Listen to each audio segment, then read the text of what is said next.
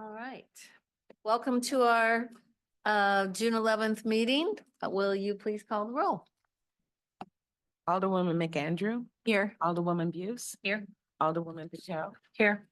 Alderman Fader. Here. Alderman Hummel. Here. Alderman York. Here. Mayor Harris. Here. City Manager Gibson. Here. City Attorney O'Keefe. Here. Thank you.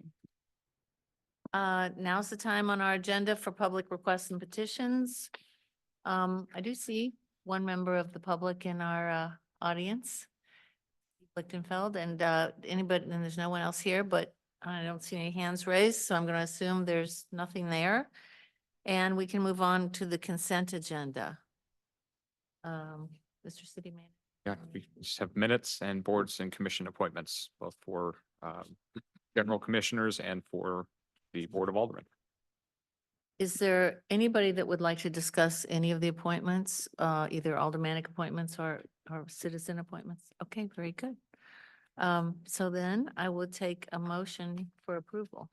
I will move to approve the consent agenda. Seconds. Discussion. Okay. Aye. Aye. Aye. Alderman Fader. Aye. Alderman Hummel. Aye. Alderman York. Aye. Mayor Harris. Thank you. Okay, the city manager report with the events up first. Mayor, I'll turn it over to Mr. Gary Carter, our Director of Economic Development, to talk about fiscal year 25 events. Good evening. So I have a slightly altered presentation from what was in your board packet. I have highlighted the changes, so they should be relatively easy to identify as we go through. But as we've done in past years, as we prepare the budget for consideration later this year, we go through the special event plan, what we propose for next year to make sure we're all in alignment. Before we go to the EDAC and the special business district budget that typically funds a lot of these events, and then with their recommendation onto you for inclusion in the final budget. So with that, we'll go ahead and get started. This was our event calendar for this year, starting back in October. So we do the different parts of the city, whether it be the fire department, the police department, Parks and Rec, or the event staff here in City Hall. These are all the events that we've been part of, and sometimes they're partnerships like the Shakespeare in Shaw Park and others. We did have 2 cancellations so far this year. If you remember back in January, we decided to cancel the soccer home opener because of the timing of the year. With their season change, it became a February opening date, and we just didn't have a good facility to accommodate that. So we made that decision to cancel that. And then unfortunately, it seems like it always happens at least once a year. Parties in the Park, the first Parties in the Park this year was canceled due to the threat of weather at the time. There is another one tomorrow night. Just let we go ahead and move to the next slide, assuming there's no other questions. These are the ones that the Special Business District funded, and these are the ones that the event staff here in City Hall produced. So we start back in October. We did the Blues Home Opener. Next one was Restaurant Week in the winter. And then again, that home opener that we just talked about. Then the Cardinals Home Opener, which is probably one of the most heavily attended of the openers that we do have. And then we do sponsor in a cash donation sponsorship, Parties in the Park, $5,000 annually. And we had open streets in May. We just had this past weekend Music and Wine at the new location on Brentwood, and I think that was a good move for us. Still well attended, but some breathing room. And then again, Parties in the Park. And then we will have the Clayton Restaurant Week this week. Next month, sorry. And then another Parties in the Park, St. Louis Art Fair. And these are probably some numbers you may or may not have seen in the past. We do a $15,000 sponsorship, but that's really kind of the only one that we usually talk about. But on top of that, we have overtime for the staffing that we cover internally. And then we do make calculations on on-duty staff time for everyone that's taking time out of their regular work to do whether it's mapping down in the Public Works Department or emergency plan staffing with the police department and fire department and so on. So that typically hovers around $100,000 a year, all in for the art fair. Gary, just very generally, you put all the detail there for the art fair. I'm just curious, can you just give a general comment on what we're spending money on in these things, whether it's for marketing or staffing or supplies or whatever on these events? In most all the other events, it is materials and supplies, whether it be renting tables and chairs, stages, with music and wine. One of the larger categories is entertainment. Actually, very little of it is marketing. Nowadays, I'm gonna look back to Gabby just because she's the person that actually does this stuff. But with the advent of social media, most of our ads are through that. So it's really hard materials or vendors such as musicians. So then just specifically on the restaurant week, I'm wondering, what do we spend money on in each of those cases? I assumed marketing. And then why is the jazz festival such a big difference in terms of the wine festival? On the restaurant week, it is primarily marketing materials.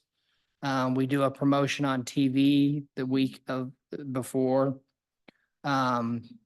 And then we print flyers, table tents and posters for the restaurants. The difference between Music and Wine and Clayton Jazz Festival is the Clayton Jazz Festival is really a partnership with the Silverman Brothers, who are the jazz entertainers. And we don't pay for musicians. And they are responsible for audio also. Thank you. I think this is the first time I've noticed, it doesn't mean it's the first time you've shown to us, the $5,000 sponsorship parties in the park. So is that just like a cash payment we make to the chamber in support of parties in the park? So then we show up as a sponsor Yes. of the season? Yes. Okay.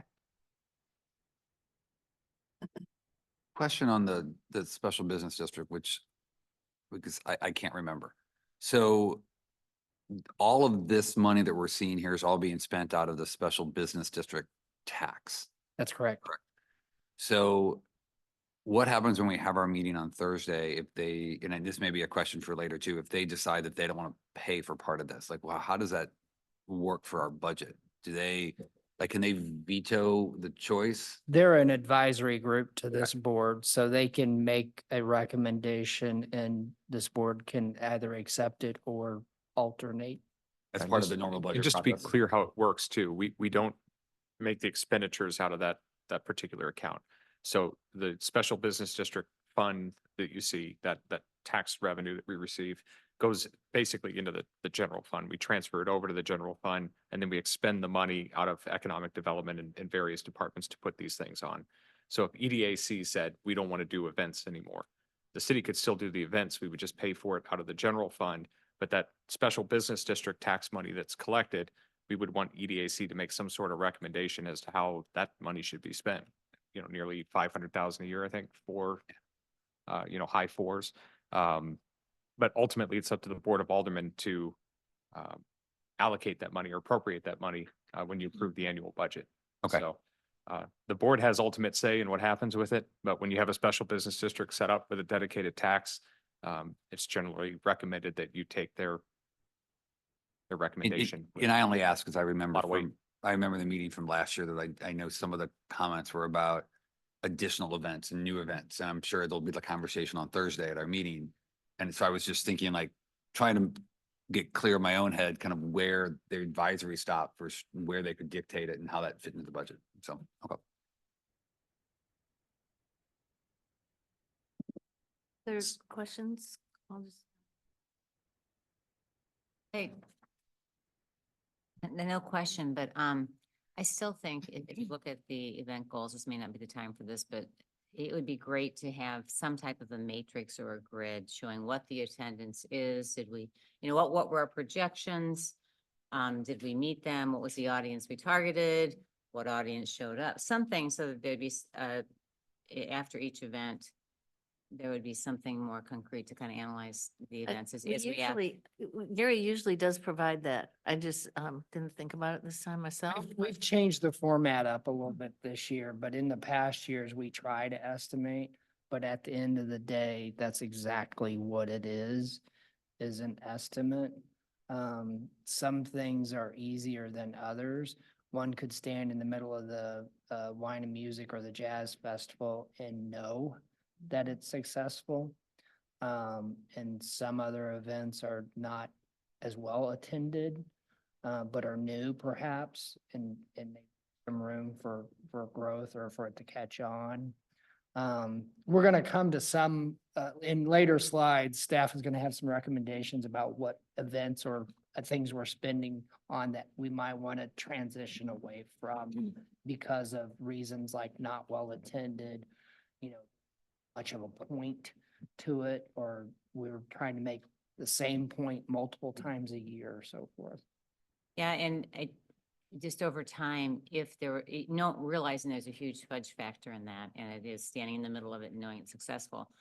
But if we could, you'd start to see trends, and maybe you may keep all that information.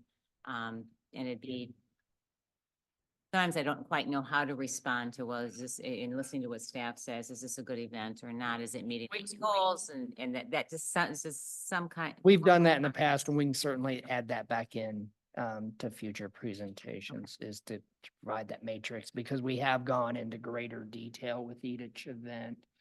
I just knew that there was some discussion that the board wanted to have about potentially maintaining certain events, creating new events, and I really didn't want to bog everyone down with, we went into details of not detailed categories, but general categories. And, I didn't see the need to tell you how much we were spending on portable toilets or, it's a supply factor.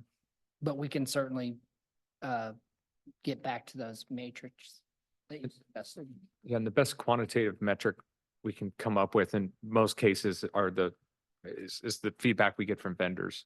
And sometimes we'll get numbers from vendors. So like for home open, real easy. We just find out how many tickets did people actually pick up and get a hot dog or a hamburger with, and then we can get some sense of what that attendance is.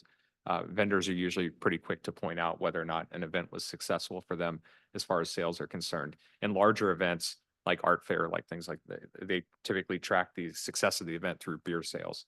When they talk about parties in the park, they're always talking about what was our alcohol sales, and they compare that to previous events and use that as a metric. So we can talk a little bit about metrics and what we may be able to put in there, because the head count gets to be very difficult for a lot of these.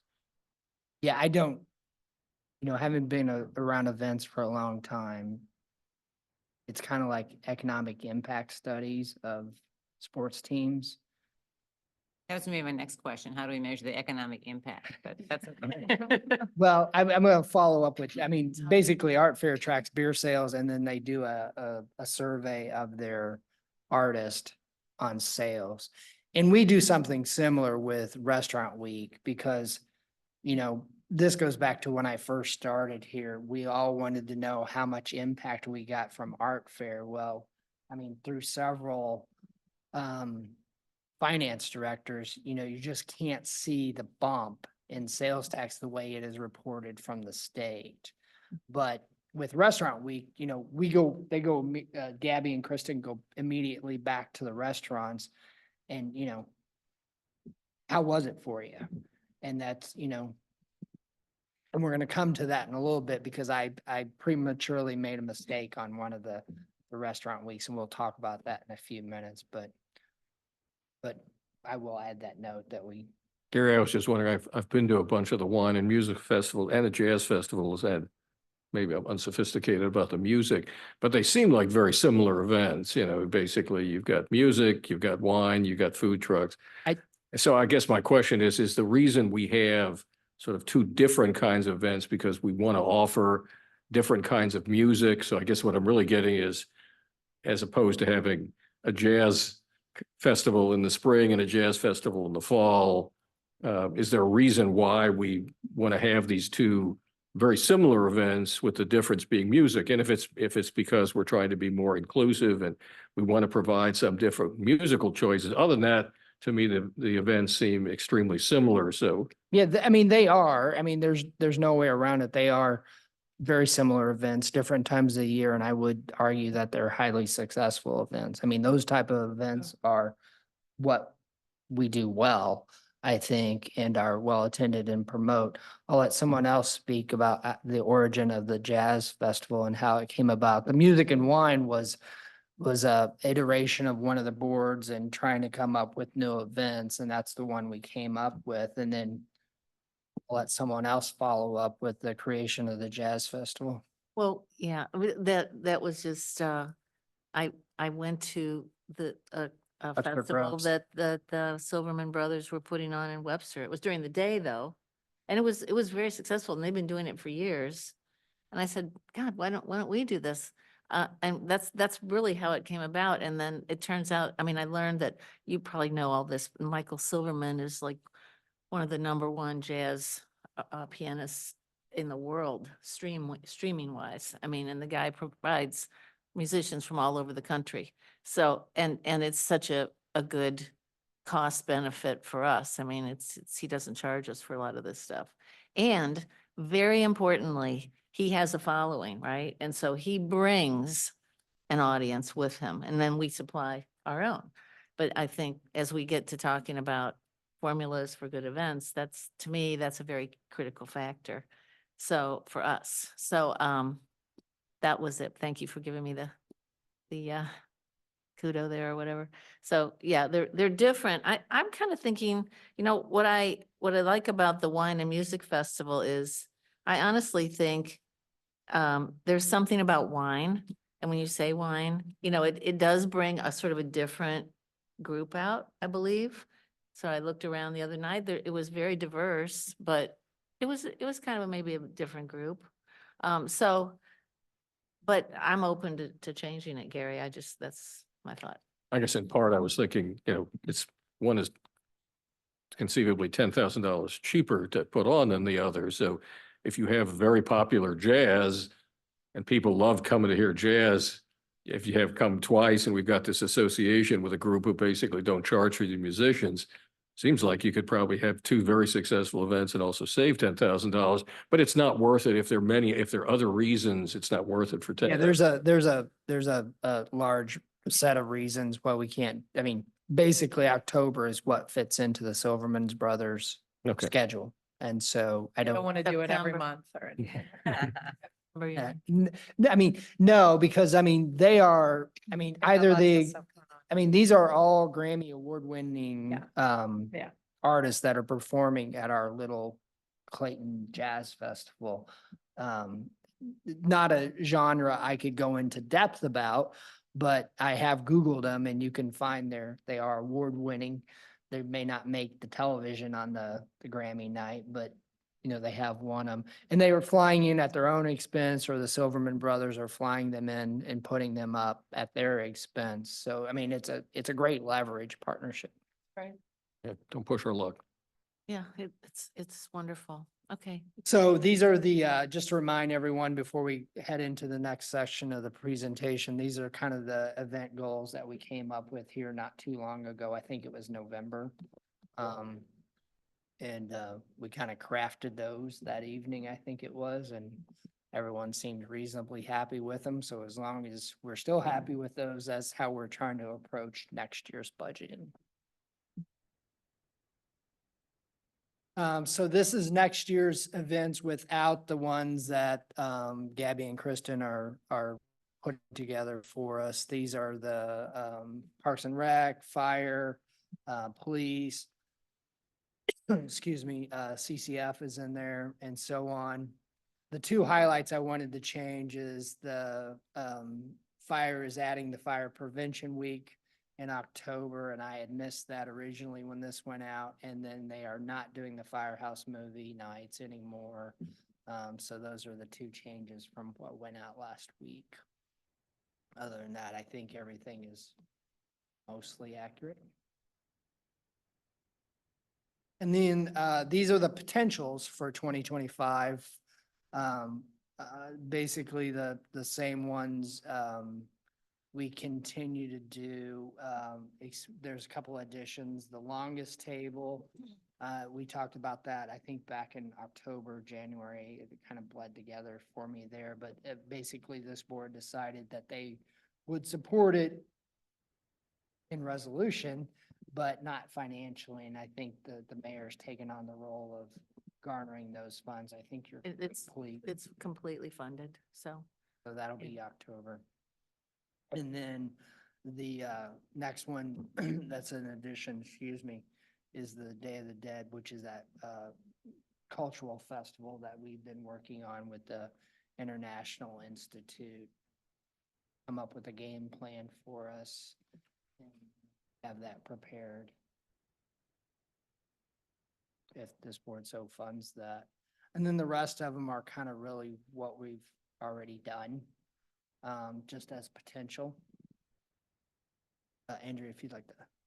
And Gary, just to be clear on that list, that's for the fiscal year, October 25. So that's October of 2024, that event would take place. Yes, right? yes, yes. Gary, one clarification for me. So I see the St. Louis Arts Fair sponsorship is under the SBC funded events. But then I thought one of the earlier slides had all the breakdown of overtime and everything else. Is that, I just want to get clarity, what is SB? Yeah, that was an oversimplification. That would be the whole. Put all of it to the overtime. Yeah, the section. whole, Got it. I'm sorry about Okay. that, Jeff. Yeah, it is the whole St. Louis Art Fair package. Okay.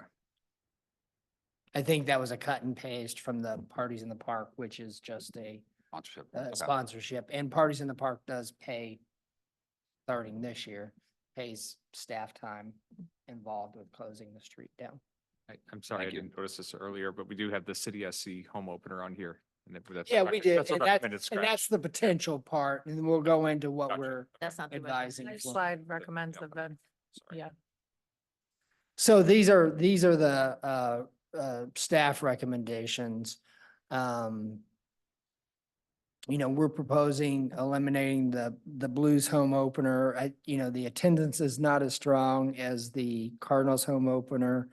The weather at that time of year is iffy at best. Same with the soccer home opener. The weather's even worse in February. And then I had prematurely said that we wanted to eliminate Clayton Restaurant Week because of declining participation. Well, turns out after we extended the deadline for the restaurants to sign up, we now have more this summer. We have 15 this summer. We had 14 in the winter, and 15 is one of the high marks for a long time. So I've kind of changed my tune on that. It's, I can't remember the exact number. We'll come up to it here in a minute. I think it's $7,000 or $8,000, but that is, in my mind, cheap marketing for Clayton restaurants for an entire week. So I do want to make that change on the fly here with us tonight. And then some of the events that we feel are obviously worth keeping, again, are the restaurant weeks we just talked about. The Cardinals home opener, I think, for the expense, that is very popular among downtown employees and helps build that engagement of not necessarily residents, but we do get a lot of residents at that, surprisingly too. But, I think it is goodwill with the downtown workforce. And then the music and wine and the jazz festival, certainly. Gary, I'm curious on the restaurant week. Are there any restaurants that we would otherwise think would be likely to participate but choose not to? And if so, why? Most everyone is invited. The fast food restaurants, although I think we had Smoothie King last year wanted to participate for some reason. But there are just some, most of them in the Wydan area, like a car, if you're familiar with that restaurant, he's a small restaurant, and him and Matt at Wright's Tavern or don't need help. Right, I was gonna say. Don't, those are the don't ones want help, don't need help.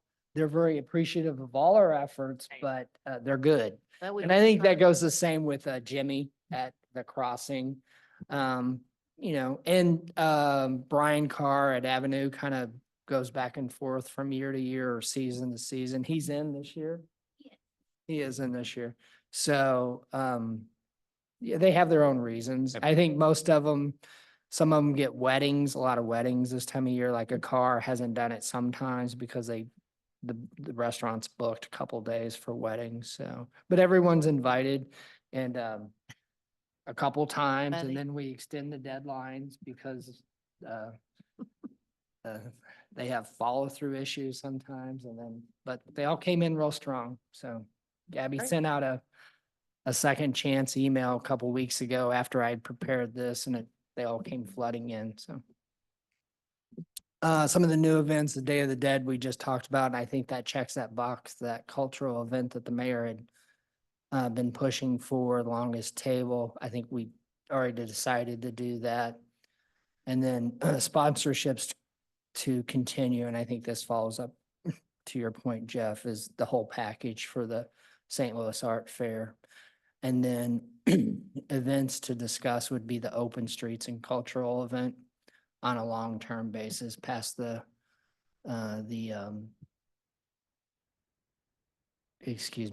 the Day of the Dead event. I can't remember what's on the next slide, Andrea. Is the only thing that I thought might be SBD funded that isn't on your recommendation page to eliminate or continue is Parties in the Park sponsorship? Did I miss that?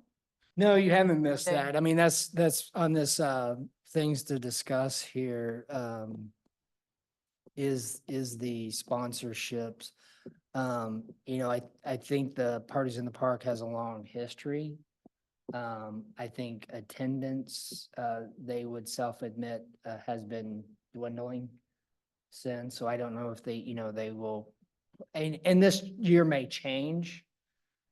So we could look at it, kind of monitor it this year. But it's an event that needs to evolve. And I think they are trying to evolve it this year. They're doing a lot of partnerships with, Purina and the Pets and a couple other, leverage partnerships, collabs as they would call them now, to try to spice things up and much like our jazz festival or, international festivals, partnering with them, kind of leveraging groups that already have big bases, to draw in new people. But I think it's something to think about. We want to make sure we're investing our event dollars wisely. Right, I think just from my conversations with them, I think, this is gonna be sort of a telltale summer. And if it keeps going downhill like it's been, I think they're gonna try to really rethink it, which is good. I think Yeah. we kind of have to sponsor it this time, Yeah, I mean, I'm not advocating that we not. I know sponsor it. you're I not. just don't want everything to always be on automatic renewal. Yeah, right. No, I right. think it's good. I appreciate that. Yeah. Gary, I, two things, the special occasion event for 10 grand. That is if, the Blues win the Stanley Oh. Cup, Cardinals win Oh, the World World Series. No, that makes sense. I just wasn't Oh, sure what it there's was. always hope. It hasn't necessarily been in recent. We haven't needed it in the last couple of But it years. does We needed it occasionally that one come up, year. or there have been things in the past over different boards where there came an opportunity to do a special event or something. And that, this just makes it a little easier for budgeting purposes. Yeah, like if they were in the, like, we could all watch Game 5 on a big screen in Yeah. Shaw Park. You know what I mean? Like Yeah. during like the Blues, during like. I mean, we when budgeted, Stanley Cups, people said, oh, wouldn't it be funny if the Yeah. city closed a street and we all could watch it together on a big screen, something. No, that makes sense. Yeah, would be great. we budgeted for the last, I don't know, 5 or 7 years now. We haven't used it. because I think it was the Stanley Cup was the last thing. That's what inspired it. They It- didn't Yeah, have it it then. Unfortunately, we've been on a little dry. Oh, Always at a hope. Battlehawks party.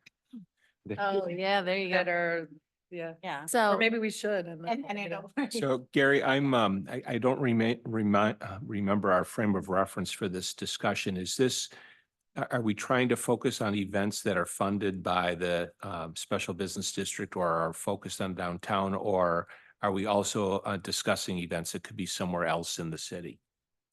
Tonight, we are discussing special events produced within City Hall. I mean, he's asking downtown or other places. So for example, under our livable communities, there was discussion of other events and pop-ups in parks. And so, yeah, so that's is that a certainly- different discussion or is that part of this discussion? Well, I think this could be part of that discussion, but those funds would need to come from the general fund and not necessarily a special Right, business yeah. district, because the funds have to remain outside of marketing purposes, have to remain within the district. Yeah, so I guess where I was coming from was if we're going to have a discussion on what other ideas you might have, then I have some ideas. But Sure. if you want to talk about things in your order, I'm certainly want to be respectful of that. I want to talk about both. I can't wait to hear your ideas. Me either. Yeah.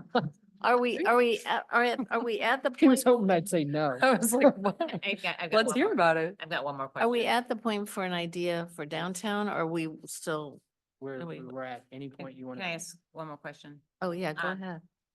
I had not seen the numbers on the art fair and I like the way that you broke those out. And is that the best way to, obviously we want to financially support, is that the best way to structure that? I know that the, I don't know what they call it, it's a separate organization with. which Cultural we- festivals. Cultural festival, thank you, with which we're affiliated. And are we comfortable with that? I mean, $100,000 is a big. big That is a expenditure. large amount of money. Both the mayor and I are on as ex officio to the board there, so we do have those discussion, or we are within those discussions of the art fair. I think not funding that would pose a problem this year for sure. And not funding that next year, they might need a little bit more notice Right. for us to have a St. Louis Art Fair. Right, and Well, so we've I do already- think that yeah. I'm not challenging it continuing, but wondering if that's the appropriate allocation of expenses, if there are, I don't know how they get all their funding or what their finances are, and if we're comfortable with continuing to do that, that's fine, but I had not seen that number before, and I think it's something to watch and to see if there's a better structure for it. So are you suggesting, Susan, I feel like what you might be saying is, like, would they actually prefer a cash donation in that amount as opposed to these in-kind services that we're offering? Or is that what? No. What are you saying? I'm not. Yeah, that's No. what, you mean like giving them $100,000 for them to go out and get like people don't- to set up the streets? I and stuff just, like I that. just think Yeah. that we shouldn't They- assume this is the way we're doing it, that if there are other ways, if the cultural. No, although that seems like a lot, they could not function without our staff. Right, yeah, that's. I mean, some of that is police and fire too, Right. which obviously would not be contracted out, but even having our public works staff,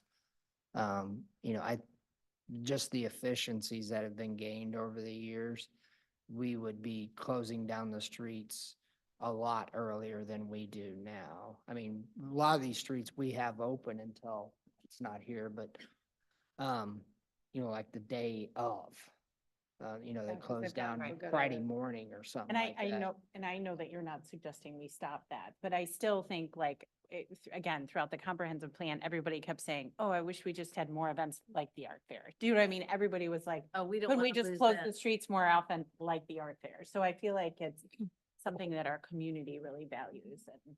I mean, I can. Yeah, I'm not Absolutely. saying I that know we you're not, shouldn't yeah. we have to make sure it happens. I just think whenever you're budgeting, however you budget, especially when you're working with a post affiliate, you look at the best ways to make it happen all the time. Yeah. I assume this is what No, and I don't want to assume that All I'm either, saying. but I can have that conversation with Sarah, but I'm, 100% sure she's going to say she prefers it this way. Yeah, because I think 70, I don't have the slide in front of me, but 80% of it. yeah, is our 80% is just staffing. people. Right. And so special business district is just reimbursing the general fund for that staff time. Do we have a, So there's very little actual cash being, I'm wondering, I know Sarah has appeared in front of the board or has on occasion.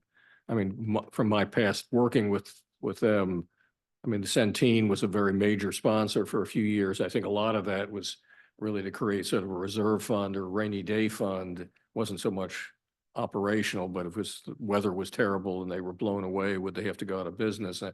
I've never heard, I don't think they've come ever close to matching what they had from Centene. And so, I mean, I think part of what we're sort of, at least I'm curious of, where do they stand now in terms of sponsors? And I mean, I love the art fair. I think it's the best thing we do in Clayton, so I wouldn't do anything to impair it, but I do think I'd like to know more about where they stand now. Yeah, I mean, we certainly could invite Sarah to come in and talk about it. I mean, they do still have a reserve fund. I wouldn't say that if it rains every day this week, they would not be tapped.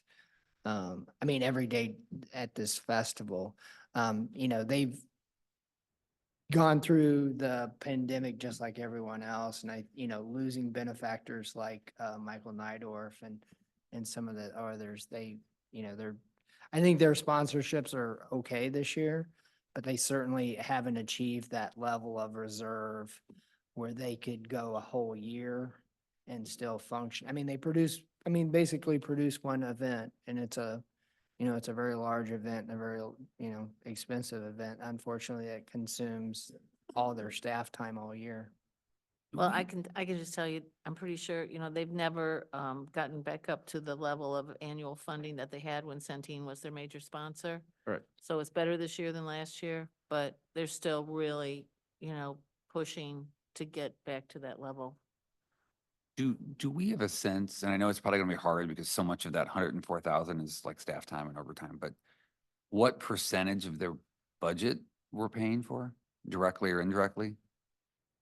Like, are we in essence subsidizing 60% of their operation, 80%, 20%? Like, I think it's between 20 and 25, Jeff, Okay. but I'd have to double check the numbers. Good question, but yeah, it's not nearly that much. no, in the larger one, I was curious, but the larger just question, and I don't know if Susan was getting at this directly, but I was like, at some point, is it basically just a city event that somebody else runs if we were funding like 90% of it? Or is it just city subsidizing parts of it? So that's kind of what I was trying to I get a think sense of. we are subsidizing part of it, and the Okay. way previous boards have looked at it is, every hotel room in town is booked those three restaurant for whatever amount of turns St. Louis gets per table. How many times you turn over a table at a restaurant? Sorry, I get in lingo sometimes and forget. Is at max capacity. At least that's how previous boards has looked at the investment. I've talked to them recently about some of this funding stuff, and one of the things I mentioned to them, and they're going to try to do it, is to get an economic impact study done. Because they really need that to go to donors, Yeah. so. And again, I wasn't necessarily questioning one or the other. I think from a mental standpoint, for me, it helps me kind of think about how we want to view the event. Are we helping with the event, or are we actually basically putting on the event? And that's why I was kind of asking. Oh, I would definitely say, From a- it's from a kind of percentage. like the impact of Restaurant Week or Music and Wine. You can, I think, sit in the center of the event and definitely tell Okay. that it makes a difference as far as marketing Clayton goes. But from the numbers alone, we are certainly not producing events, certainly not a city event. We're helping. Yeah, Got it. I mean, they have Thanks. full-time year-long staff. Yeah, we are That would showing fit on up some and others, yeah. closing streets and stuff like that. They are certainly, organizing the tents, the chairs, the beer booths, the art, and just so on. The roving entertainment they started adding several years back and so forth. We are sponsors. Okay, so unless there's other questions, I do have one idea I'd like to float to you guys. Since we are eliminating perhaps our SC, the event that was in February, we have February kind of open. And February is Black History Month. And I would love to see us do something. It doesn't have to be, it can't be like a festival or with all that, outside, so it's not gonna be that kind of an expensive thing, because it's February. But, some kind of partnership with, it could be with the school district, it could be with the county library system. They do an amazing job on Black History Month already, the libraries. And so, and we have a branch right here in Clayton. So I'm thinking, again, this is an idea. I haven't done anything about it other than bring it up to you, but I'd love to see us try to do something and maybe allocate, a few $1,000s for banners or something, I don't Will think. Remembrance Park be open by February? Oh, I don't know. know. That would be good. Yeah, I mean, don't that know. might Because be- that would be a great thing to do with the library. that would be- I mean, that would- too. Yeah, that's true. I would say, my only thing is the school district does a lot in February, like, well, I just mean like each school, I feel like, like Merrimack has a huge Black History Night that I know is, they do different themes each year. And I know the high school puts on Like, so something. from a school age From a s- family Just think it should be- perspective, it people could- are scheduled. Could be- Yeah, I just oh, think from school, I don't know how much The whole involvement you're month. gonna get from school age Yeah, people. okay. So, but if we could figure out something, I think that's a great idea at Remembrance Park, some sort of event. Again, it's February, but. Yeah, maybe you could, so I did take the liberty of calling Kristen, the head of the county libraries today, to just see if she'd be open to collaborating with us, and she said, absolutely. I said, well, what would be an idea that pops into your mind? She said, well, we've done it before, but one really cool thing we could do is do an event in conjunction with the Black Rep. And I said, oh, well, yeah, that would be, you've done it before. Yes, we've done it before. And I said, well, how much do you have to pay him? She said, nothing. So I think that to me would be really cool. And I don't know where we would do it or how we would do it. That'd all be worked out. But if we could just carve out a few $1,000s for whatever little necessities we would need for that, that would be nice.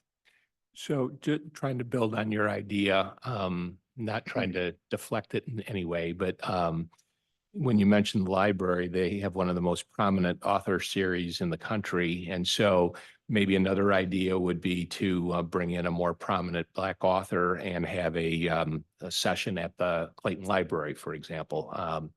So that would be one. And then just maybe you were thinking this already, but if the schools are doing a lot of activities, collaborating with them, so maybe it's your Black Rep event at the high school kind of a thing, so. Maybe we have the event and then they go on over to the high school and talk to the students, the theater students there. I mean, maybe it's more than one thing, but it's all sort of coordinated if that's possible. But yeah, so just putting that out there. I would support that. Yeah, looking into those options. Do we have, I'm just looking at a number standpoint. Given the Day of the Dead's been added, Open Streets is still on there. We're already removing the one SC home opener and maybe Blues. Is there enough from a budgetary standpoint to add events? Like my quick math was like 380 or so on the numbers. We set the budget. I was, With all due, Yeah, I was thinking, I was thinking about it. If we're trying to fit it, we set the priorities. I was thinking if we were trying to fit it into the downtown tax, whether there's enough room in that for a downtown event. But it can pay for so many other things. Oh. And so I think the bigger constraint we've heard from Gary in the past is manpower. How much can they actually? What can Yeah. staff Take care. support? This is a whole nother conversation we'll have when we get to budget time, because we are going to seek an additional staff member in our communications department. So to help with both the events that we put on, we have a staff of 2. Gary, of course, helps, but we have a communication staff of 2 that does all of the city communication, all of the center marketing and communication, and all of the events. So, I mean, we are really over capacity at the present time, especially with the new marketing plan that we have at the center.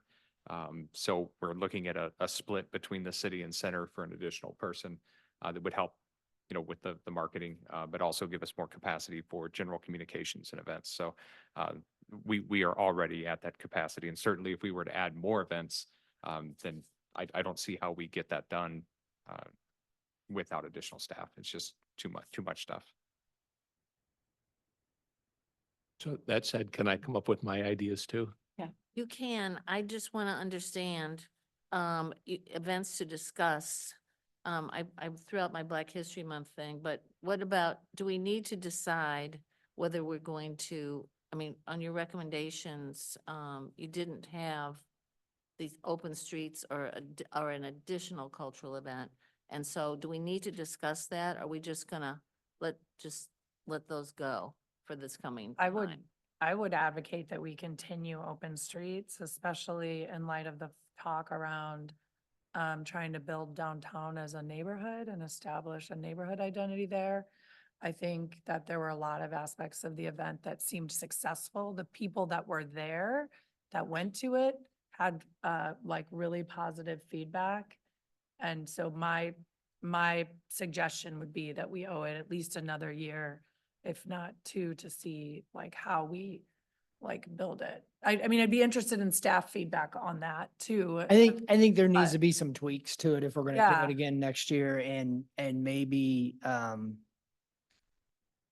trying to come up with the term that we just need to maybe add some stuff to it to draw a larger crowd. Yeah, And maybe hook them into the more true open streets part of it. Yep. But certainly going the strict health and open streets part of it, I think we missed a lot of audience. yeah. So, I don't know what that is necessarily. Usually adding music helps events, no matter what they are. But I mean, we could, if the board so wishes to continue it, I would certainly advocate that we as staff would come up with some tweaks Yeah. to it to try to boost. Yeah. Well, I know there were a number of people from the Sustainability Committee who were there because they had a table, and I'm confident like they would be interested in offering like feedback. Their general feedback was positive. Well, and Like I shared, I but that, yeah, think it goes back to the, we tried to engage certain groups this year and that was a little we could not try again. fruitful. Yeah. I think we need to, if we're gonna do it again, we need to reach out to groups that we can leverage their audience with. Yeah, I mean, don't know if that will be successful or not, but that would at it would least, be good to try. those two changes would be what I'd recommend if we're gonna continue. Yeah. Yeah, I Well, mean, and with more I would- planning and commitment in Right. advance. We'd Yeah, I mean, I would certainly advocate trying to do it. And like you said, Gary, I think there's some tweaks that can be made. I think people that came were people that were in the area. There weren't necessarily a lot of people from Ward 1 and Ward 2, people biked over, walked over. But like you said, I feel like our different planning efforts have come up with some new ideas, like from other communities that might be helpful, things to do, things that people want to see. So, but I would certainly, I think it's worth, I thought it was a very nice event. It wasn't very well attended.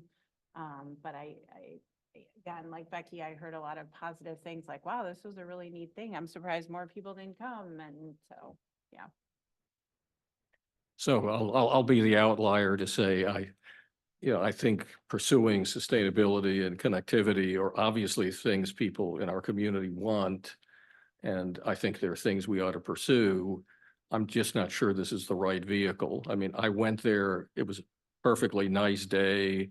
And to say it was poorly attended is not even accurate. I mean, there were very few people there.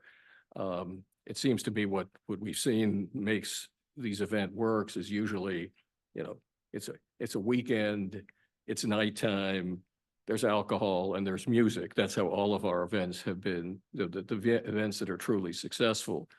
And then I'm walking around and I'm seeing all of our staff people who are taking Sundays off to man booths. I'm just not convinced. I mean, if it really feels like we need to give it a shot, so be it. But I think we should recognize that this was not a successful event. And it would take some major stuff, I think, to make it, because it doesn't have the elements of those types of things that have been successful for us. It just wasn't successful and it wasn't even close. And so I think to do it again, to spend $20,000 and again, to impose on our staff on a weekend, on a Sunday, that all show up and to do this, I think it's got to be pretty compelling. And I think I'd be interested if there are other things, again, from the Sustainability Committee, other things that we can do that promote sustainability and connectivity. I mean, I think people do care how people get around on bicycles and pedestrians, all that. I'm just not sure this vehicle works or that you can fix it, but if the sense of the board is we should give it another try, fine, but I certainly have some reservations that this is because if this is the path we go down, then there's not that 20,000 to spend on something else that promotes sustainability and connectivity. So I'm just not convinced this is the way to go. Yeah, I think This it's, was not a sustainability event. The sustainability went there with the table and was giving out information. yeah. Just to clarify that. And I agree, give it a second year because it's an idea that people have liked. They like the idea of the open streets. It's something that we do have to figure out what the draw is and what the audience is. And it may be a very different audience from where we have all our success with alcohol and music and everything else. But it's probably, it's seeing what staff comes up with and the type of, input you all have on how to make it something, people have to learn in Clayton. The first time you do something around here, I learned that very soon after moving here, it takes a while for things to become the thing that you do. So, I would certainly support giving it a second year. Well, I mean, I'm not suggesting that alcohol is the key to our success at events, but perhaps changing it from a Sunday morning to a 3 to 5 or 4 to 6. Everybody loves Francis Park where we have like the beer option. So, whether or not we change it to an afternoon might be better. It might be better for Sunday morning might have been difficult. I don't know. Yeah, I think just thinking outside the box and how, again, I'm not saying that we have to have alcohol, but making it a late I afternoon. mean, even 1 to 3 versus Right. 11 10. Yeah. I think we have to evolve the Right. concept of open streets from what it initially was back in the early 2010s Yeah. Right. and make it, attempt to make it more modern Right. and maybe even slightly deviate. I'm not suggesting we have the Silverman Brothers and jazz, but we could add some components that, Right. broaden the I agree. crowd. and Yeah. Potentially they could learn about other things while they're there too. Right. Right. I think we had a lot of suggestion. I mean, the Sustainability Committee also suggested, like, in the interest of tying it to other stuff, like looking at whether it could be scheduled around the kids triathlon, which is a draw for families into Clayton on an annual basis. So like, I think it's important that we're not saying that was great. We're going to do it exactly the same way. We're going to say there were parts of it that were good. We had some goals that we didn't accomplish, and we're going to revisit all of it to see if we can make an improvement next year. Let's hear what the other side of the room says too, a little bit more. So I did not attend the event, but but my observation based on the discussion that I'm hearing would be if we had spent something that would be considered a nominal amount of money, I'd say, just go on. But if we're going to spend a significant amount of money, and I deem this to be a significant amount of money, then if we believe that this is something that's important, I'm fine moving forward. However, I would really like to see a critical assessment of, here are the things that we either weren't successful with or were criticisms or goals that weren't achieved. And then come back and say, in order to address these goals or criticisms, here are the things we're going to do.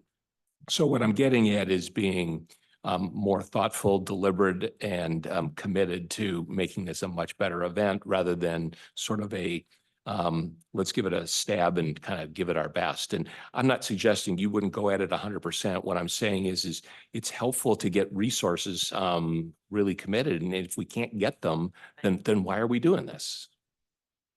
I have a thought, but go ahead, Jeff, let you. Ditto. go to that. So, I understand the desire to try things more than once. I mean, anybody that's ever done marketing, which I've done a lot of, a lot of times, you say it, you say it again, finally you say it again, finally somebody gets it and they show up. But on this particular event, I think what we do know is we have a formula that works for events. And it's proven by the art fair, the Jazz Festival and Wine and Music thus far.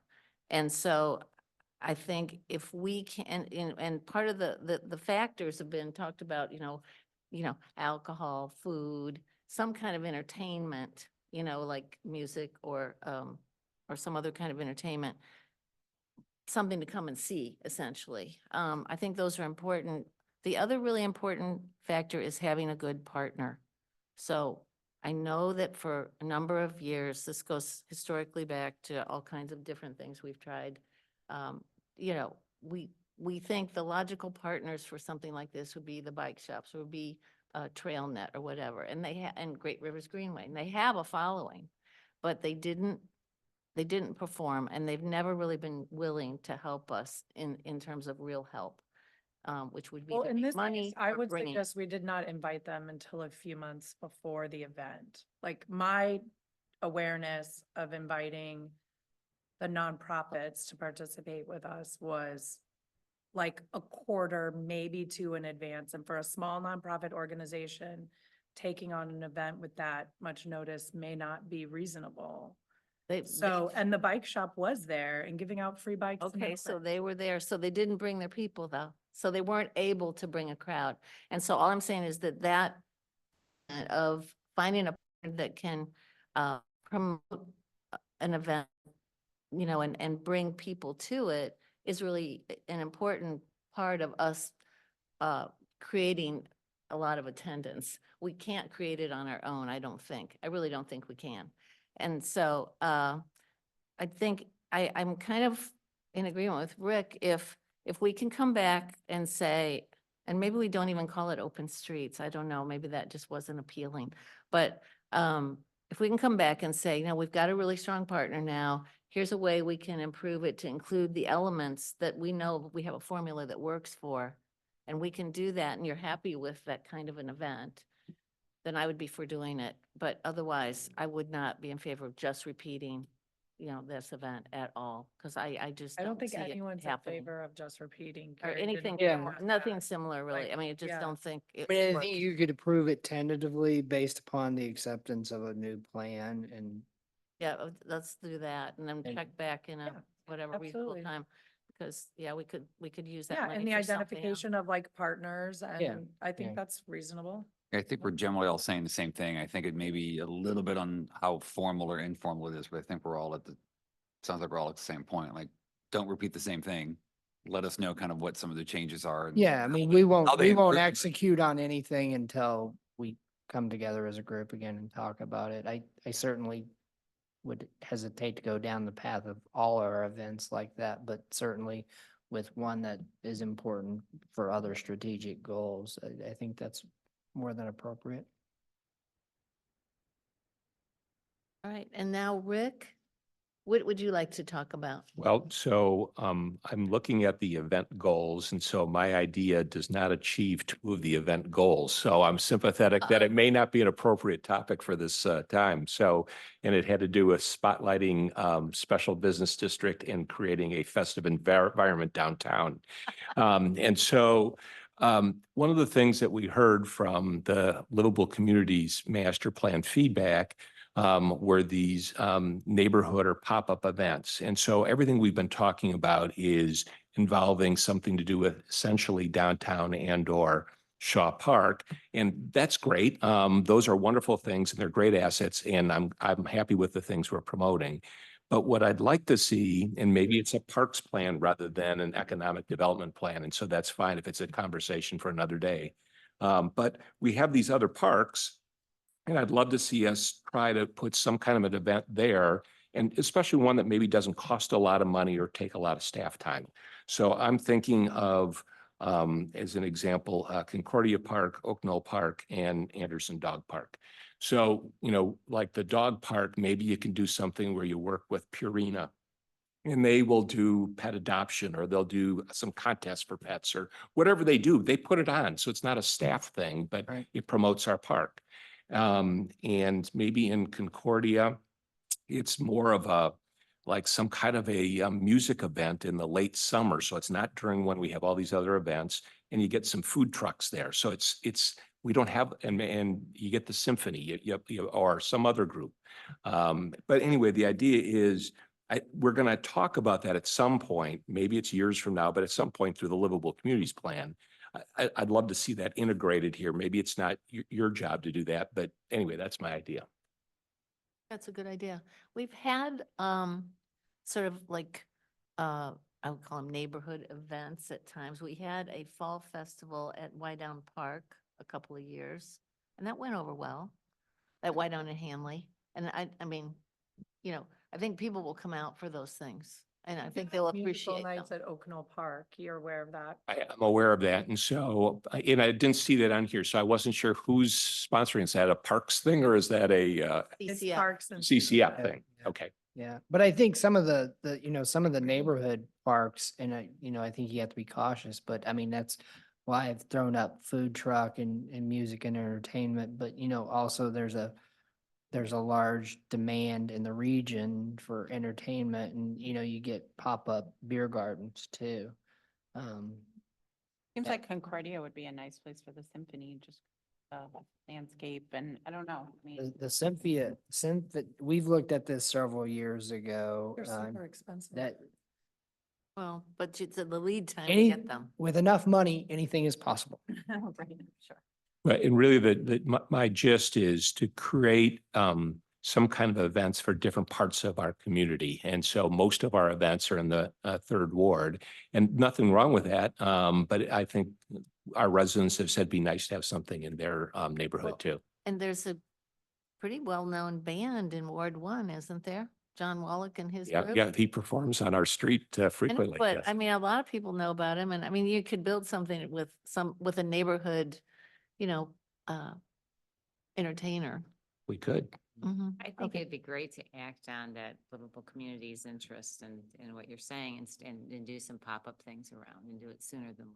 Well, and you could Can't also, be expensive. you could leverage what's going on in neighborhoods already, like I think Davis Place and some other, your neighborhood mayor have already submitted for like, parades for 4th of July and stuff like that. We've had the So symphony in Davis Place as And well there's as a food band- trucks. Band that comes to the end of Maryland sometimes, or we've had somebody who's paid for a band to come to Hanley Park and. Yeah, so we could, But we could have a leverage bourbon those thing. things to do them, but also manage cost, I think, too. So how do we move forward on that? Is it a Friday discussion or something staff looks at, or is Um, it something that would be why great? don't you I think come up we with could a few come up with ideas? some ideas, and then maybe it's more appropriate to do it like at a Friday discussion or something like that, Right. But anybody can think about it and come up with ideas, right? which would be preferable. Just don't hang a wreath around the Botero statue like I did at the Fall Festival one year. Oh, I got so many phone calls. That was inappropriate. It probably was. Don't but touch the art. Yeah. Okay. Okay. So Gary, do you have what you need? So we do want to continue the partnership with the Parties in the Park for next year. I think we have to. Okay, and we're good with canceling the Blues home opener and the soccer home opener? Yes. Okay, and then we'll revisit, we'll put Open Streets or whatever the new name might be as a placeholder with the recognition that we'll come back with a plan and you'll A new plan. either bless or not. Okay. Okay, Yes. Great. Thank you very much. And Great. just to say again, what a fabulous event the Wine and Music Festival was. I know everybody here, staff-wise, had something to do with it, and it was just incredible. I went to Oceano, not that night, but was it Sunday night? And the management there was just raving about it and said it was one of the best nights they've ever had sales-wise. Oh, is They loved which that. is a really high metrics. So just again, I can't go without saying again how great it was. Good job. Okay, I guess the only thing left on our agenda is the endorsement, potential endorsement of the comprehensive plan. That's correct. So there's a resolution on the agenda tonight for the board to consider that would endorse and affirm the Clayton Tomorrow 2040 Comprehensive Plan. So this was approved by the Plan Commission at their meeting on June 3rd. We held the public hearing at that meeting, and then it was approved unanimously. State laws, as we've talked about, requires that the Plan Commission actually approve and adopt the document. We do have some charter language here locally that talks about the Board of Aldermen adopting it as well. So the language you see in the resolution is similar to what we've done in the past when we've adopted plans and amendments to the plan, such as the downtown master plan. So tonight we would ask that the Board of Aldermen do the same, pass the resolution that essentially endorses the comprehensive plan that was approved by the Plan Commission. Okay. Any discussion from our audience? I don't see any hands up. Any discussion up here? No, I mean, from the perception, I think of the Plan Commission, I think, again, I think all members of the Plan Commission were very complimentary of the consultants. They thought overall it was a great plan. I think everybody was a little bit still wary, I should say, of the implementation matrix. Oh, Yeah, just because I think they're concerned with just how it's going to go forward, but I think certainly confident that staff will be able to take it on, but that it's a big job. And I think one of the great recommendations in the plan, which I hope that we will always do, is every year certainly come back to it and figure out what we have accomplished in the preceding 12 months, just so we make sure that we're moving forward, because everybody knows we don't do this very often. So just understanding that we'll continue to work through it. It's going to take a long time to get through many aspects of it, but just make sure we're kind of touching base about it every year on an annual basis. So. Yeah, that all sounds great. The caution that I just have with it, when it's the implementation metrics, a lot of these, they're not standalone values or standalone actions. And so I worry, like with the sustainability, and it's a red. Well, if you don't do it now, as we do everything else in the plan, it doesn't happen. Or a good example of that is looking at our ordinances and our codes to allow existing buildings to become more, up to date in certain ways. And that's put as something to be delayed. Well, if we don't do it now, then time passes. So and I think staff will do this, and hopefully boards will do this as well, that as we implement the different parts of the plan, we're aware of all the plans, all of the different elements, and even the things that are to be delayed in that implementation matrix for up to 10 years, that they are relevant to the decisions being made today, because so much of it is so interwoven. Very good point. Any comment? I don't have anything Okay. else to say about it. Alderman Fader, any comments or questions? I had expressed some concern to David about some of the language that we use, both in the request for board action and in the resolution itself, in terms of endorsing and reaffirming and adopting. But it is my understanding that based on the way the statute is written, as well as the charter, that this is essentially where we need to come out. So I'm okay with the language as it's written. Rick, any questions? I guess my thoughts are maybe a combination of Bridget's and Susan's. I don't want to overdo this, but my fear is the opposite, which is we won't look at it enough. And so rather than maybe an annual update, I would like to see perhaps about the implementation, about the progress, about the priorities, maybe some kind of a more frequent, maybe just a summary statement of some sort that can be delivered to the board, at most quarterly, but maybe semi-annually. Anyway, I would like to do that because I just know in practice, when you have something that's so overwhelming like this, it's easy to all of a sudden scramble at it's like, oh, we got a board meeting in 2 months, we better do something. And so if we do it every quarter, then we're making more consistent progress. I like that idea.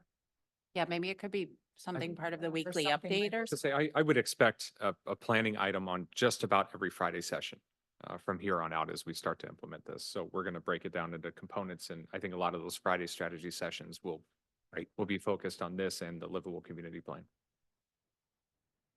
I don't have anything else other than what folks have said on it. So I think that's the benefit of being the last one to speak sometimes. Yeah, is that it's I can be quiet. okay.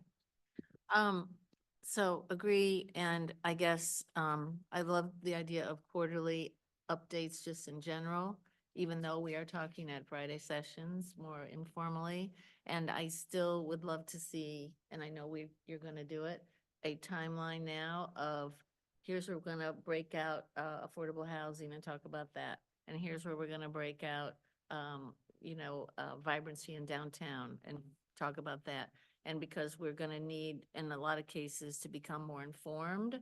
So what falls under that, we're gonna be doing, we're gonna have an expert to come in and talk about affordable housing. And then we're gonna move into, some other aspect of it and just what is the flow of how we're gonna get all this done? And I don't really want to micromanage us, but I really feel like that's an important thing for us all to see, so we can all feel good that the priorities that we have set in that plan are actually going to happen before we wake up and go, oh, we were gonna do that, remember? So, yeah. that would be That's good. exactly what we're going to Yeah. do. So we'll I know you're set this working up on and it. we'll break it into chunks so that it's manageable. But the most important thing to recognize as you implement these is, and this is kind of what everybody's alluding to, is that in planning, most of these things work as a system. So you're not just going after one little piece of the ordinance and taking care of an issue that way.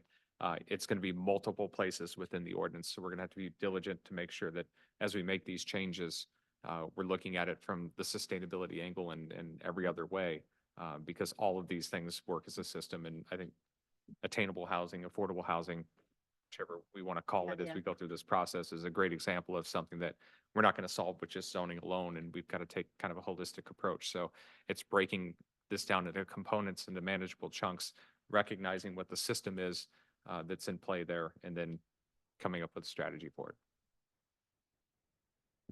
Okay. All right then. I think if there's nothing else, we would like to have a motion. I will move to approve resolution number 2024-09, endorsement of the Clayton Tomorrow 2040 comprehensive plan. Second. Any other discussion? I think I just want to add, great job. Really great job. I know the consultant was great, but you all are really great. And we are so lucky to have you with a planning background and you, Anna, really doing this for us. It was just really well put together and executed. Really thrilled about that. Okay, no other discussion. All those in favor? Aye. Opposed? Okay, that was a enthusiastic, I thought. Yeah. Okay, that's it for our agenda. So we can do a little roundtable if you like, and we can start off with our Mayor Pro Tem. Not too much to report. We had a plan commission meeting last week and I'm thrilled to report that if you all haven't driven by, First Watch is definitely coming back because they came to talk to us about their signage. So, that's really exciting. But when? I mean, it looks pretty good. Yeah, I Okay, mean, it looks very pretty good. So Okay. that is exciting. But that was pretty much it. And then we adopted the comprehensive plan. So that's it. That's all I have.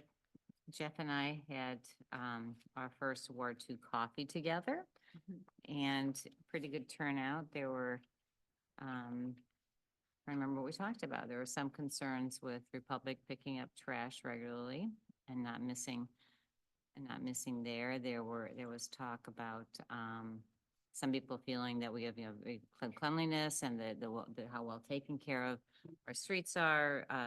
One neighbor is concerned with how well we keep a specific area that, in front of the Ritz and there, how that stays picked up.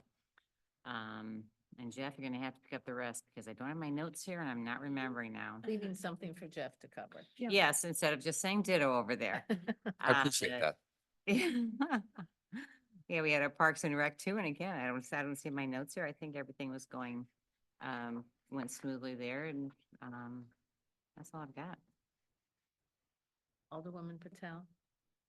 Thanks. On the topic of Republic Services, I had 3 weeks in a row of no yard waste pickup.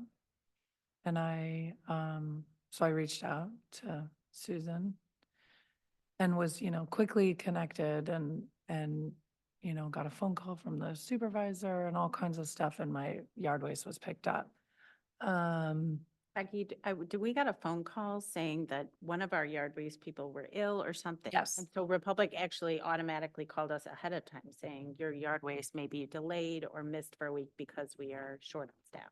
Oh, that's Type of interesting. call. Well, so mine was 3 weeks in a row not picked up. And so the Al, who I talked to, who's the supervisor here, said our normal guy was out on a medical leave and maybe this person who was filling in didn't know how to look for the signs correctly, whatever.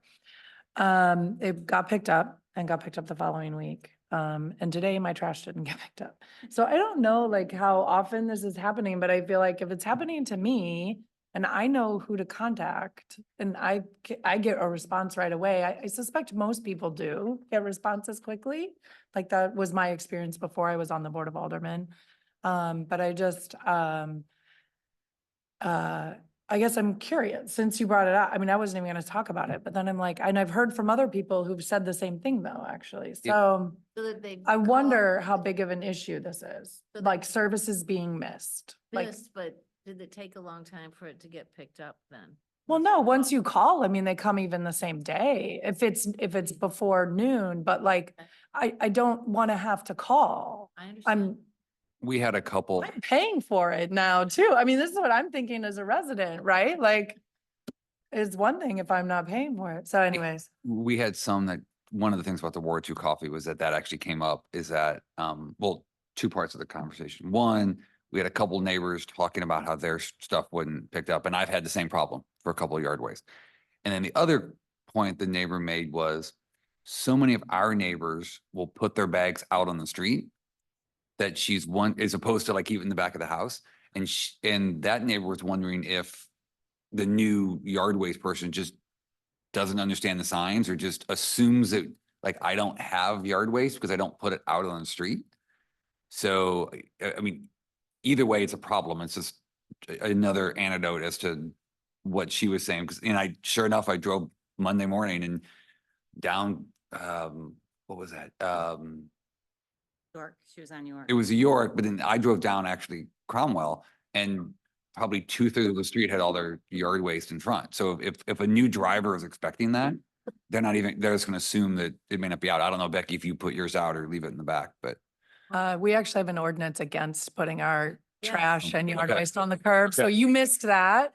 okay. Before you joined the board, we talked about that. We are actually not supposed to put our stuff out on I the would curb. love that to be enforced because it seems to be a Moreland's, No, there's a thing. trend. It's in my neighborhood too. Okay. I think new people moving in, where they've come from, they've put it in those, Home Depot brown bags and they put it out. and We they need to don't do some know. serious education Well, about Too, this. Our- because it's confusing to everyone. Our yard waste was missed again yesterday and I called and has not yet been picked up today, which typically they get there 24 hours. We've been missed several times. We've been. missed And a maybe couple that's why times. people are pulling it out to the front. Yeah, I mean, Yeah. Seriously. Okay, Yeah. so it's bigger issue than I thought. We need to. Yes, all right.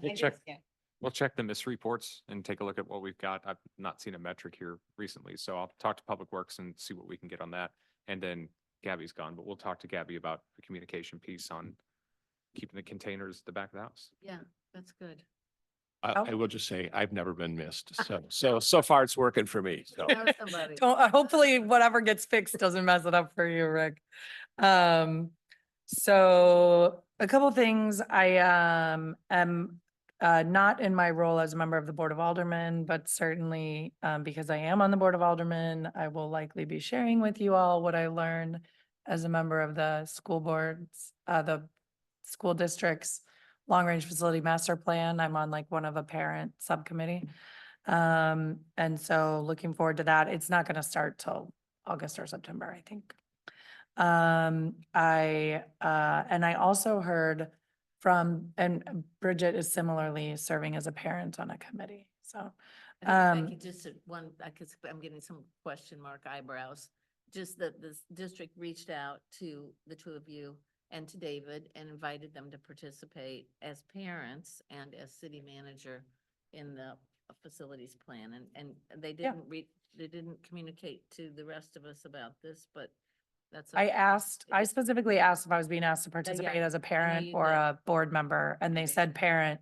And of course, I am a board member and I will So, no, it's fine. I'm just saying that, Yeah, yeah. that's what is going on. No, and I was Um, just wondering if they asked somebody to,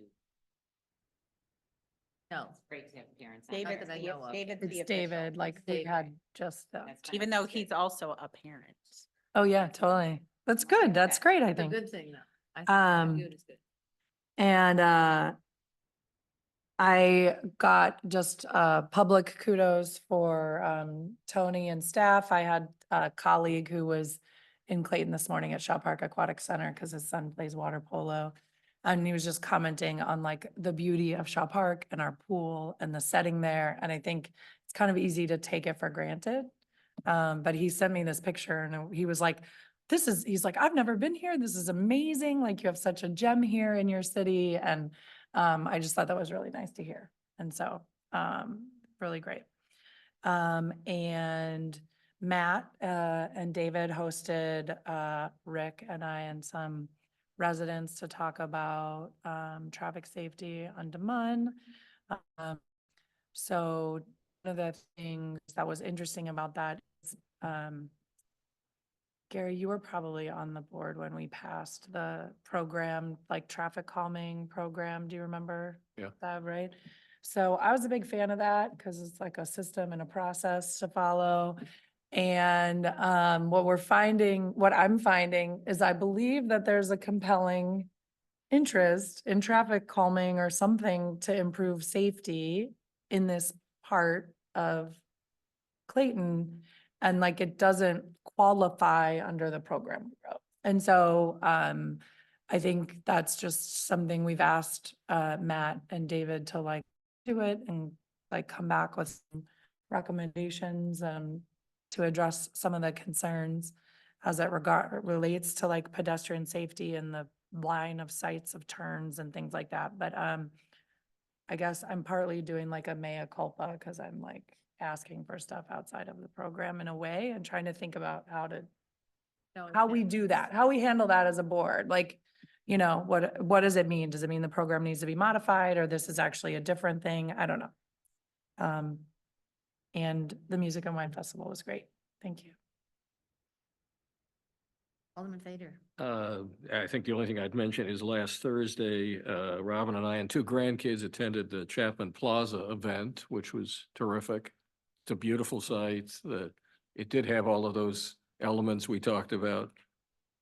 Booze, food, great weather, music, and and Jeff was there, and what I understood, which was kind of interesting, was that a number of companies really sort of promoted their staff attending, and I think that was particularly Buckingham and Commerce and Barry Waymiller, who was the primary sponsor. But I mean, it does point out if our corporate citizens really get behind some of these events, and I think that's been a problem with parties in the park, is they just have not had the ability to get any of our local companies to really encourage people to come out. But so this was at least an example of how it seemed to me very well attended and it was great. And so it's certainly some indication on some of these events, if we can somehow get our corporate community to encourage people, because they're really nice events. So I think that's all I got. I would just add a little color to that, which Yeah. is, you know, the Chapmans sponsor the concert series and then they got the Kempers to help sponsor it. And now, so they, you know, then they put it out to everybody in those buildings, you should go, right? So they have some equity in the event. So I don't know, maybe that's something we can think about in terms of how to make that happen. And I think a number of the corporate people who work there also got wristbands and so got either a discount or free food. So, I mean, it's the way sponsorships really work, is encourage people to go there and get the benefit of being an employee, but it helped make it a great event. So. I just want to echo Becky's comments regarding the meeting about the safety on demand. And so I guess it's more of an opinion that perhaps we tried to fit a traffic calming solution and process into a safety issue. And it was not necessarily in alignment, or at least not in alignment in the sense that it wasn't helpful solving the problem. And so anyway, I'm looking forward to David and Matt getting together and giving us some feedback on that. What I would say is that overall, we've heard that this is not a unique situation to Des Moines. We have this issue on Big Bend and Hanley and Brentwood and other streets. And so it's just what is unique is it's a street we control. And so we might be able to do something about it. So anyway, I am a strong advocate for trying to do something about it. So I just wanted to weigh in on that. And then the other meeting that Becky and I had, and I presume others had it as well, was David and Anna had spent a lot of time, probably Anna spent a lot of time on the overlay proposal for the Concordia and WashU. And so I'll defer to David and Anna to talk about process and where we're going on that. What I just want to make sure of through all this, let me back up and say that I think the engagement process, while sometimes maybe a little messy, and it's challenging to do this on a complicated topic, I think at the end of the day is producing, I think, a better solution. I like the communication we're having with the community at the end of the day, and so I think that's a good thing. But what I want to make sure of is that that we don't try to, I guess, reinvent the wheel if it ever gets to us after the Plan Commission looks at it. So that's where I want to make sure that perhaps, David, you can weigh in on the proposed schedule so that if we all want to have some participation in this, or at least hear what the participation is, that we have that, the importance of hearing it at the Plan Commission level. So anyway, that's all that I have. Mr. A couple of things. So had Parks and Rec, and to follow up on Susan, we spent most of the time talking about the community, the livable communities plan, and they were kind of giving feedback and comments, and Tony was kind of working with them to kind of figure out how they would propose kind of tweaking some of the language for that. So I think that was kind of most of that meeting. As for the Ward 2 coffee, Susan hit most of it. We had the same complaints we always have about Hanley traffic, and it's too fast and all of that, which is not a whole lot we can do with. There's a couple of interesting ideas in terms of street signs that we may be able to work with the county on that won't cost the county a whole lot of money, that may slow some stuff down, but we'll see if that goes anywhere. Susan did present kind of sustainability updates from the sustainability committee for the group. And those are kind of the two big ones that came out on top of kind of what Susan already talked about. So. Very good. Thank you. I don't really have much. I do want to, I'll just mention, I was talking about it before the meeting, but I did go to St. Mary's Hospital, or you know, their 100th anniversary, which they're celebrating now. It was a very big deal for them. They had all kinds of Sam Page and, you know, the whole, everybody was there. Everybody had proclamations, which we had as well. Thank you, June. And it was a nice little event. And then also just, I do want to just say for the record, you know, the article this morning about the, or was it yesterday, about the homeless situation in the region. It's great that Mayor Jones has brought it to the East-West Gateway Council of Governments, because that is all the counties, all the collar counties, ourselves, across the river. It's going to be taken up by East-West Gateway. They will develop a plan just like they did for the crime reduction effort. And I think this will really move the ball forward. I know, you know, we try to do what we can here in our little community, but there really needs to be a comprehensive plan for the region that involves wraparound care, continuum of care, it's called, and ways to keep people off the street once they're off. Ways to keep them off. We don't have that in our region right now, and other cities have done it, and they've done it successfully. So we have a template to follow. So this is going to be, I think, really, really great, and I'm kind of excited about it. So just so you know, that's all for me. Anything else from anyone else here? We just say to Rick's question about the timeline for WashU Concordia and the overlays in that area, we're targeting August for Plan Commission on that. And we think that's a realistic target, given the amount of work that's been done to date. We've made a lot of progress within the last couple of weeks here, coming out of the community meetings that were held with both the city and residents and WashU and the residents. Everyone took a lot of notes that went to those meetings, and as we compared those, I think we're all kind of in a similar place as far as the type of additional restrictions or tightening that we think we need within the overlays to mitigate any potential negative impacts that this development may have down the road. So I think we're getting really, really close with that. And again, early August is kind of the circled time on the calendar to try to get the formal process going. As far as details for additional meetings and that sort of thing, we're still piecing that together. We've still got, some revision work to be done. We do want to take a look at the traffic study one more time, read through it. There have been some questions that came up at some of those neighborhood meetings to see if there's anything that needs further exploration there. But I think overall, we're very close. So David, excited can I, to keep it moving. I mean, from a selfish perspective, I'm gone for the first plan commission meeting in August, but can I just suggest, I feel like people are a lot of people might be out of town still for that first meeting in August. So perhaps thinking about having it being the second meeting in August might be That's a great helpful. suggestion. I'm just, I mean, I don't, also selfishly, I'll be gone for the first one, but I just a think a lot of people are still, families do that. yeah, I mean, I just think a lot of people are gone, even people that don't necessarily have school age children. It's just, Right. it's a rough time to live here. Early August, it's hot. I think a lot of people leave, so I don't know. You just might get better attendance from people in the mid-August meeting.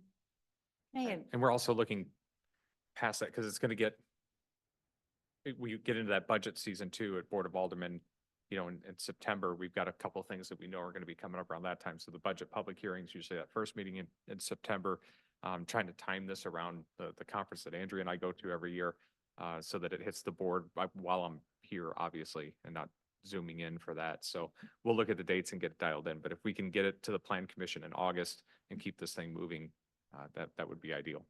But we're close. I just had one thing, and I can't, this is kind of off the cuff, but just listening to everything that's going on in livable communities, comprehensive planning, WashU, the events, the stuff going on with Parks and Rec. This is such a vibrant group of people. We talk about wanting vibrancy in the city. This isn't just a check the box, run a city. This is thinking and pushing boundaries and trying to move forward. And it's just a pleasure to be a part of this. Thank you. It's very enriching. Yeah. Okay. I think we can take a motion for adjournment. To adjourn. Second. All those in favor? Aye. Any opposed? All right.